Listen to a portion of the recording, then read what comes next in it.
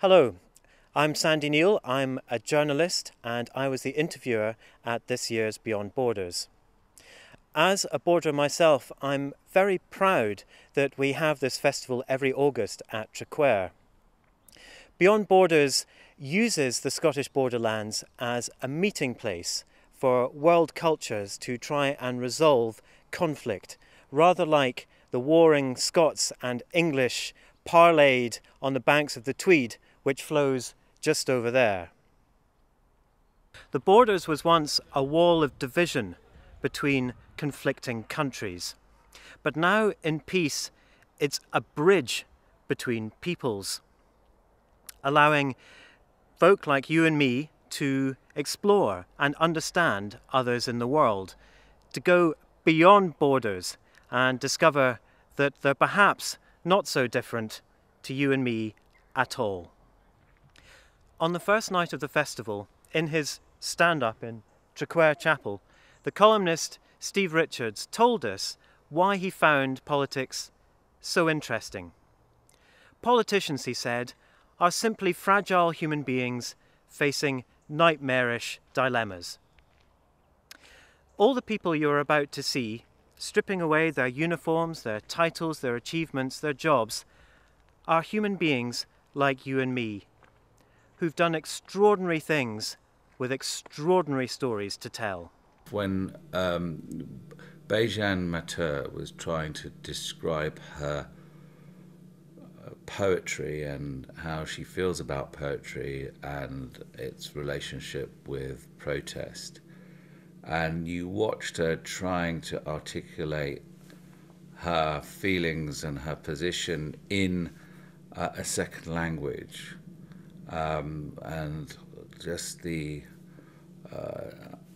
sheer effort in trying to choose the right word, you could almost see that. And I thought how wonderful, this woman speaking in a second language. She's not fully fluent in it, but every word that she actually articulated, you knew what she was trying to say.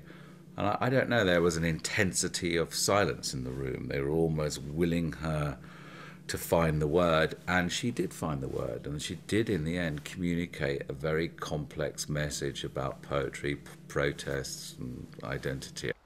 Truth-telling was one theme at this year's Beyond Borders. Paul Conroy spoke on journalists under fire, people who put their lives in danger to seek the truth or thrills. Liverpudlian Paul was the cameraman beside the war reporter Marie Colvin when she was killed covering the Syrian civil war in Homs in 2012.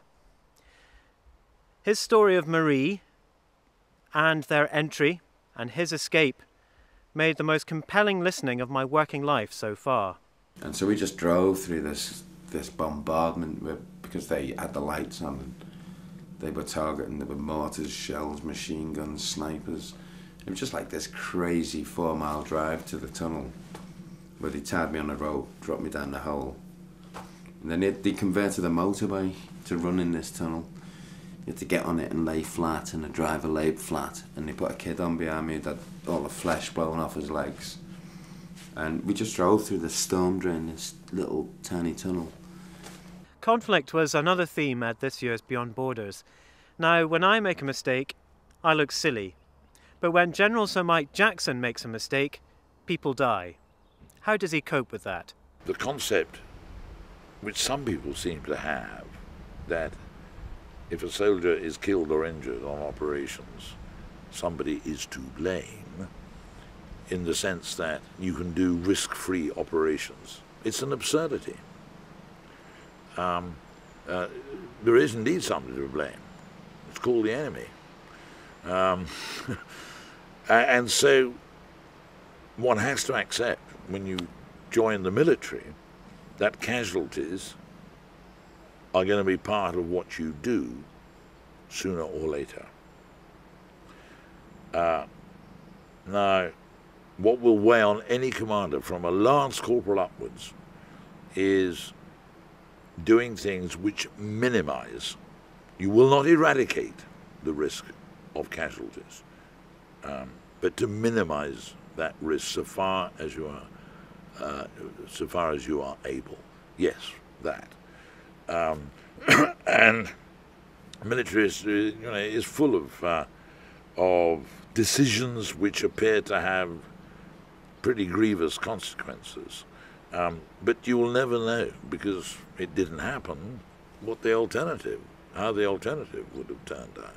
Identity, or Scottish identity, was obviously another theme ahead of Scotland's independence referendum in 2014. Jim Nochty, BBC Radio 4's arch-interrogator, chaired So Who Do You Think You Are? But then we got Nochty in the chair. How does he keep his heart and his head separate? I'm going to get stuck into the referendum like everybody else, with feelings about it, of course, private feelings. Nobody will have the faintest idea how I'm going to vote. But the fact that I'm a Scot gives me the energy, the commitment, and, to a great degree, the passion about it, because it's very, very important. That's a good thing, not a bad thing. It would only be a bad thing if I let it be known or behaved in a way that made it obvious how I was going to vote. I will be as straight as I can. Music can be a bridge between peoples. Rheem Kalani found an unexpected link between Gaelic and Palestinian folk songs.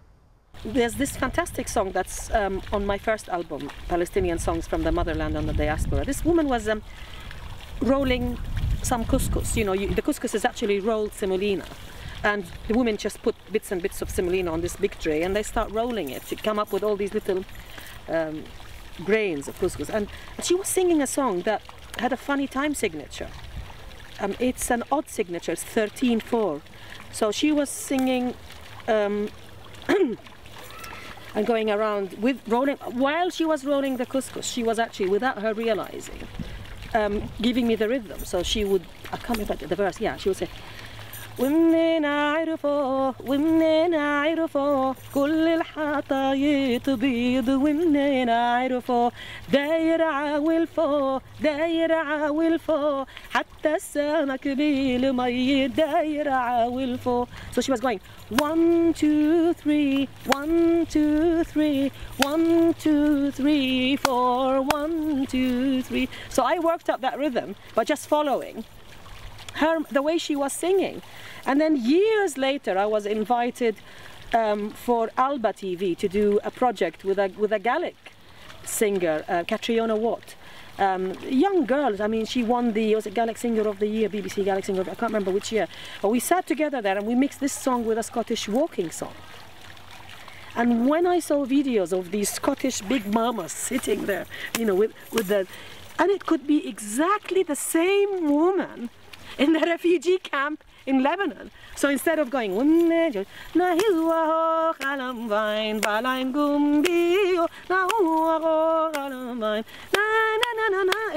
just felt, my God, this is Big Mama from the refugee camp. So this is how folk music can be so different, yet so the same. As a typical Scot, it takes a lot to get me dancing. But the joy of the South African singers in the last event had the tent on its feet.